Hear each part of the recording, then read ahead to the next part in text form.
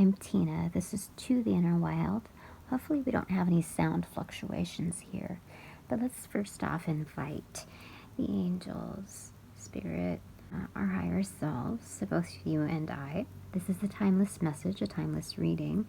Of course we are doing tarot. This is something that I have not used before. It is the Transparent Oracle by Emily Carding. And by the way, she does have a tarot deck that's also transparent, but these are circular, so it modifies the reading just a bit more on top of being an oracle, so much more expansive in meaning while backpacking on some of the traditional tarot readings. So we're going to work with some of that today. And a few cards came out because I'm doing some active shadow work, dealing with some loose ends to tie up as well as rough edges. So when you melt that together, it's the inevitable of having to do cleanup, maintenance, and rectifying your foundations when you're dealing with tower moments. So instead of reacting, I have been taking more control with my angels. And this is something obviously you can do as well. But I share it with you just so that you can see the effects of progress versus, well, getting ahead doesn't always mean that it's for the best. But this is in motions to do so. So it's knowing the clear difference in reactiveness versus responsiveness, or reactivity versus responsiveness. And this is what I got when shuffling through. By the way, look at the reviews on this deck to understand how to care for the cards.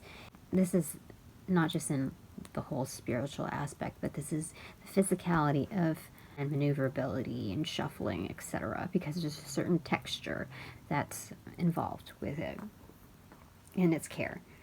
Okay, so now that we got through with that, I asked Spirit for some advice, and this might be applicable to what you might be dealing with as well, having to handle, having to manage. We have here these two that came out. You can overlap them and expand the meanings. So there's me again. Okay, these two came out just like so. So I have not read the book on this yet. I feel like it's kind of hard to maneuver through, being that it's broken down into several different suits.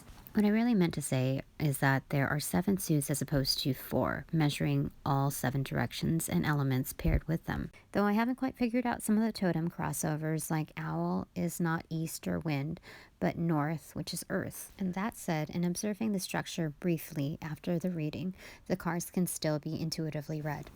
So if you're learning and you want to go the book level to expand the meanings beyond your intuition or validate them, I would recommend bookmarking them, like with post-it notes, to flag certain areas. So I would use larger post-it notes for the categories or the subcategories, and then the smaller ones to break it down. Maybe I haven't really looked at all of these, so if there's a parallel symbolically to the major arcana, I would probably flag those with the smaller post-it notes. Okay, so I guess this is partially a deck review. So when we look at this, oh, I gotta pick that up again. It came through layered and it fell on my right side. And this is, looking at this, it's almost like a moon. Look at that, circling this divine feminine center point. I'm seeing this as Mother Nature, the universe, as this is almost like a womb, and the mystery surrounding it, constantly helping us evolve in cycles. Oh my gosh, I didn't even get this in the first time when I first got this and looking at the cards. So with each cycle, we are learning, we are growing, and constantly developing. So this is not just new birth. it's almost like an initiation point each cycle that we are able to acknowledge beyond ourselves. Yes. So this is not egocentric, but rather understanding our core, the core of the universe, constantly building, but also ending cycles, which means inevitable destruction. Yeah, that's really what it is. So it doesn't mean chaos, really. It doesn't necessarily imply that in full, but the closure of each cycle, I'm sorry, the dog was barking, and so I got a little distracted. Angels, can you remind me again? So it's the constant evolution. I'm so sorry. It slipped me, but that's okay. Maybe it'll come back later. And that's number 48. It came also with this. So I'm going to overlap them. And this is what we get here. We have 3 gnomes. Now, much of the artwork is also folkloric, which is, I like. I find it stands out a lot. But I like the idea of balancing out body, mind, and soul, the Holy Trinity, etc. And gnomes are elementals that usually are very symbolic and parallel to the pentacle energy, very grounded to earth, guardians, and hard workers, much like the 7 dwarves, right? So when we look at that, we're looking at this grounding effect, stabilizing internally to pose that externally, to kind of set the tone, yes? That is our energy. So that was on the right side of us, our working hand, what we're able to not just focus on, but what's within our own power. A discipline and acknowledgement of something greater than yourself to work for. And when you do that, you're also investing in yourself because you're part of that greater whole. So that is what we received on our right side. And then on the left side, we received this, which was card number 19. We have 3 bees. Now, just because they have, now first off the bat, I got the beehive mentality, but then I had to logically put that into perspective, and because they have wings, I figured it was the swords energy. So 3 of swords is considered heartbreak and loss, grief, and being that it was face down, I took that as kind of like an upside down version. And mind you, this is my first time really reading with these beyond the first point of receipt and initiating them. Oh, that's what it is. Okay. So this is similar to the card of the initiate, because as you're closing, oh, that's what it is. Thank you, angels. As with each revolution, it doesn't mean just destruction or chaos. This is a constant renewal. So as you broaden your perspective, you're also closing out old ideas. That's what that symbolizes too. So back to this card. Okay, so this is the only one that I really peeked in the book for, because the next card also implied wings, and I'm thinking, oh goodness, I don't know. So when it was face down, it was a release of that. But to broaden the perspective on this is the beehive mentality, and we received that on our left side, which means working together. And have you heard of this business methodology in push and pull communication? Well, it's similar to that in not depending, but it's interdependency. So again, it's working together in receipt, the give and take, and building structure together. Being resourceful, and being able to, it's not just resourcefulness, but approach what seems impossible with your own make. Structurally, it should be impossible for bees to lift their own weight and fly through.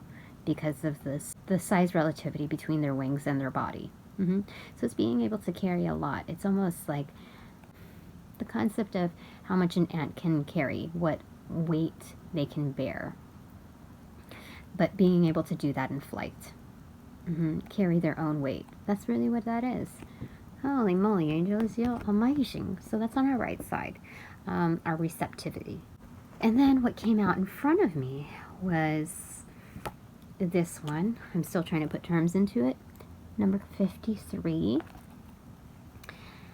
And, oh, by the way, there was questionability with whether this was upside down or not because of it being transparent cards. So I didn't know if it was like 61 or 19, but it is in fact 19. So there might be some questionability with your peers, but really just have faith and trust, and it really is normal. Ooh, there's another way I can show it.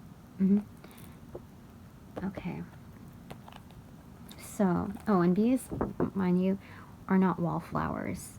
They don't just stand back and wait for things to happen. That's what message I got from looking at the backdrop right there, as opposed to the book. So they might be sometimes by the book as far as their functionality, but this is a reminder that they are not wallflowers. They're hard workers. They make things happen, and it's not just for self. Okay, so 53. It looks like they're fae, but also mobs. I don't see any wings, but their eyes tell me something. And the growth pattern in the middle, the spiral, it tells me that these are messengers of elementals. And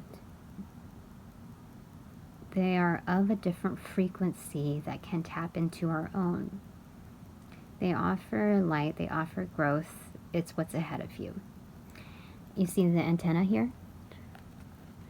The antenna represent, just like our hair, as you can see also spirals here, connectivity to, is it the angelic realm? It's spiritual connection.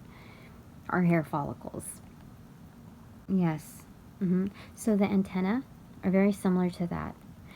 It's, how do I say it? Because a lot of people that are maybe listening to this are like, what are you talking about? But in the spiritual realm, and we're not just talking about like the elemental, something that seems very far-fetched to the layman, it is a human adaptation of our receptivity. Okay, so that's the same thing with these antennae, and it's what's ahead of us. What are we receiving? What's on our plate right now? Because this didn't fall far from me. It was right in front of me, almost like when you're biking, even a narrow path or a rugged path.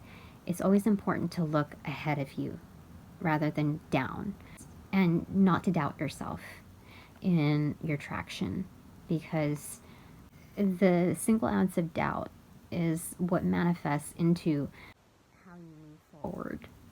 It's only people who bike know this. Yeah. It's that triggered manifestation, instantaneous. And this links back to the instantaneous part of lighting the path forward in a reading I just did a few days ago. I'm realizing that. Okay. So 53, that's what's ahead of us. Yep, 53, so it boils down to 8. Numerology, 8 of Wands is what we're looking at, the tie-in to the previous. 16:45 on the clock. And yes, the hair is purple or magenta, with the spirals being green. So that further elaborates not just the heart chakra, but also intuition. Yeah, that's what it is. And then the antenna is in blue, so it's the throat chakra, which is the truth, and how it center point is also resembling the growth of community. Right? Energy does not, how do I say this? Energy is constantly in transit. So the connectivity of this collective consciousness is a very real thing. So I don't have to actually speak to you. It could be a friend of yours or whoever that could be in link with, or, you know, even media that could be very much in link with that knowledge. So it's not just like technology, AI that is in receipt modifying your views to match up. This is simple energy. That's the way it works. That's ahead of us. And then what kind of sputtered out like to me in shuffling was these two cards, 10 and 18. Fae and horses over that. Okay, how do you do it? Let's line them up. So first off, you'll see the Fae underneath it and flight.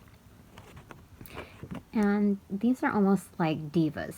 D-E-V-A. They're mystical, elemental presence. Almost like, how do I say it? Consider it something like magical and to be respected. Almost like Tinkerbell. But almost, I don't want to say goddess-like, but they kind of are in that aspect. They have a major role that they play in unseen in this world. And they've done it for a long as time. They're veterans. Old and existing energy at the same time. They're facilitators beyond the veil. So over that I got the horses too, which is like wild and free spirit. What's that song by Lana Del Ray? When we were young, something about running free. That I forgot what it just. Okay, so that's a channeled message anyway. Gosh, I'll figure out what that is. Anyway, whether we're taking flight or on the ground, in both aspects we need to be able to blend the balance between not just the fragility and the resourcefulness, but we also have the ability to say it's not just a horse gone rogue, it's being free-spirited really. So it's determination as well as the fragility and catering to the sensitivities of the universe. So both movements are substantial. A horse can bear much physical weight and something about the long face. So even when there's sadness, you're able to like push through. And the elementals, the diva, the fairies or fae are able to bear a lot of weight through their productivity. So they can get a lot done in the kind of spiritual sense. So we got that. That was what was received. Okay, so next, 21:53 on the clock. Do we have one extra spirit? Please send me a like. I would appreciate it. Okay, there's one. Yeah. Okay, so this one is, there's 3 frogs. It's number 28. So again, it ties into 10, which is the fairy, or fae. Frogs are elemental energies, of course. It's not quite a toad, but a frog is something magical in its own folkloric sense. It symbolizes the underdog, or the UnderFrog. Also, in the physical realm, we're looking at how they're birthed. It's almost like a transformation, like a butterfly, but it's in water. And it's like constantly in transit, not just hopping, but also swimming. So it's navigating in the water as well as above it to the point where we can navigate our emotional bodies and stay above it. Being resourceful, like on lily pads in marshes, yeah? And then in the winter, when it gets cold and unbearable, in order to sustain themselves, some of them actually go in the water, and they freeze alongside it. So it's like almost like cryogenic. So it's super resourceful as well. That's cool. Is there anything else? And there's something else symbolic in this. So the eyes are very exotic in a way that it implies heavy transformation in harsh conditions like the rainforest. You see that the coloring of it is almost like from the Amazon. But the other thing, what I was saying, is that these swirls in the middle on its, it's almost like, what is it, visage? Right here, and then on the top too, it looks symbolic to antenna as well. So it's receptive to the conditions of what's going on around you, and being able to just kind of hop around.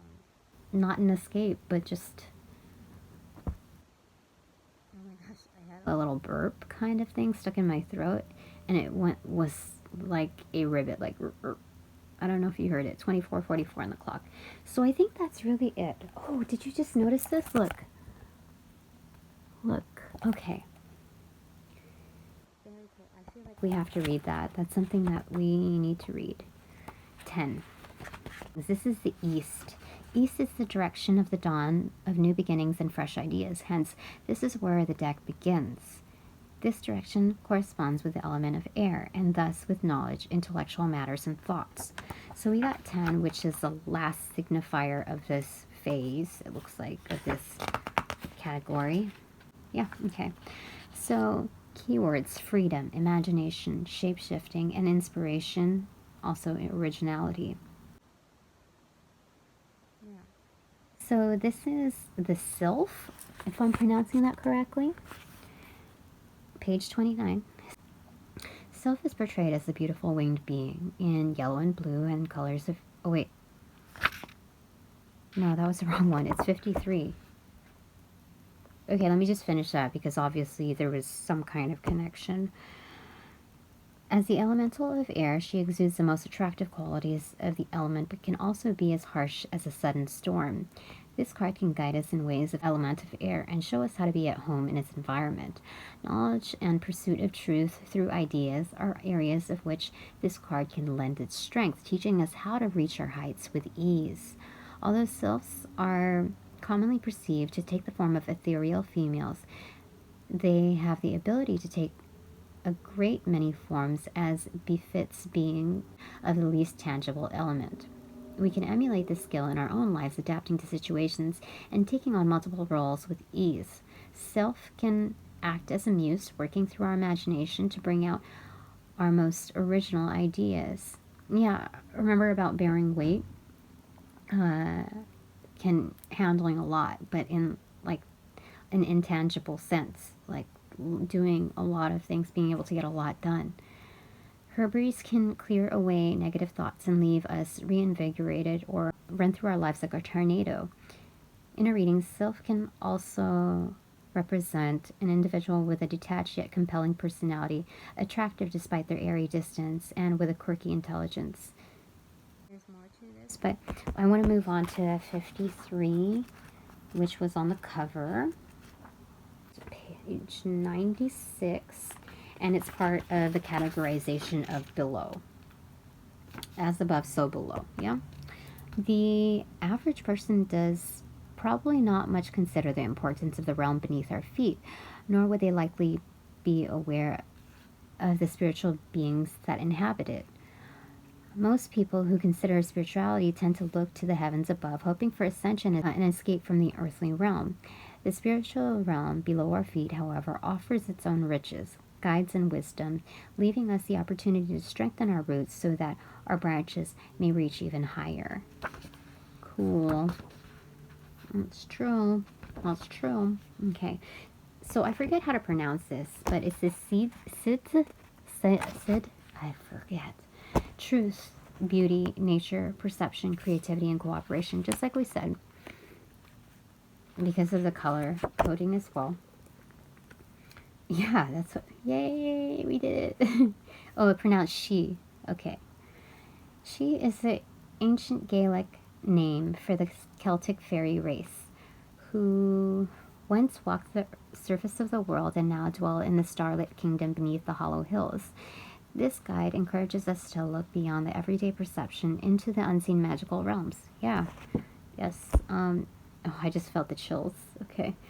Uh, the sea can be a great source of inspiration for any creative act, and also acts of responsibility and care towards the realm of nature. When the sea lend their magical and energetic aid to our work, extraordinary things can be achieved, as there are things we can do which they cannot, because we're physically tied into this realm, and much they can do that we cannot. If we prove ourselves to be true and keep our promises, the sea can be a valued companion and teacher. However, the sea take their promises very seriously, and to break a pact or a lie is an unforgivable crime in their eyes. When wronged or angered, the sea can be as dark in their revenge as they are luminous in their beauty. To me, I think they follow almost the laws of karma. They're bound to, like, the universal laws. They respect it. So that's the kind of energy that they give. Okay, I think that's it. 30:45 on the clock. Thanks very much. That must mean something. We're in that transition between 3 and 4. So 3 is working together. You can examine that in numerology, and 4 is about stability and foundations, building something. So it's the manifestation of working together to build something solid, to be able to house something. It's an establishment. It's not just building a strong structure, but moving towards the form of establishment. Because 30, 4, 5 on the clock, with the 0 being the void in the middle of 3 and 4, it's like that's the mode of creation. And we're step laddering up to 5, which is, I think, a humanitarian number in numerology. Yeah, so this is for us. Okay, thank you, angels. Thank you, higher selves of all those that are watching, as well as my own. Thank you, angels. Thank you, spirit. Thank you, elementals. And I think that's it for now. I thought this was going to be a more brief read, but some things needed to be said and made their way through. So hopefully you got something out of that as well. And the elementals do as well. They wish the same. Anyway, hope to see you again the next time. In the meantime, stay well, be well, and do well. Okay, bye.